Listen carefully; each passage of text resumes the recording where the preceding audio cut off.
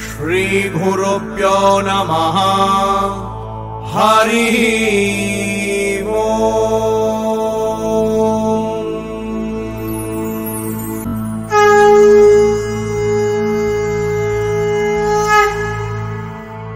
అసలు ఒకప్పుడు కేవలం బ్రాహ్మడు గోవు కలిపే ఉండేవారట.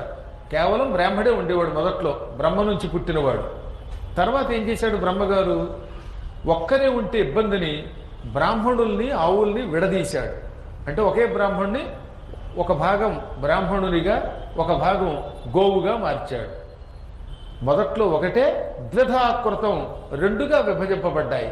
ఆ తర్వాత ఏం చేశాడు, బ్రాహ్మణుల దగ్గర మంత్రములు పెట్టాడు, ఆవుల దగ్గర మంత్రాలు పెట్టాడు. ఒక చోట హవిస్సు మంత్రం చదువుతూ రెండో చోట పెట్టాడు. ఈ ఆవుంటి ద్వారా యజ్ఞం నెయ్యి అందులో పోయండి, నెయ్యి ఉండి మంత్రం లేకపోయినా మంత్రం యజ్ఞం ఉండదు కదా, అందువల్ల దేవతలు సమానమైన రక్షిస్తారు.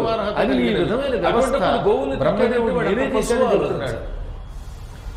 గావ పవిత్రమతులం, గోవు కంటే పవిత్రమైన వస్తువు మరొకటి లేదు. చాలా గొప్పమైన గౌరవమైనటువంటి వస్తువు, పవిత్ర వస్తువు అది.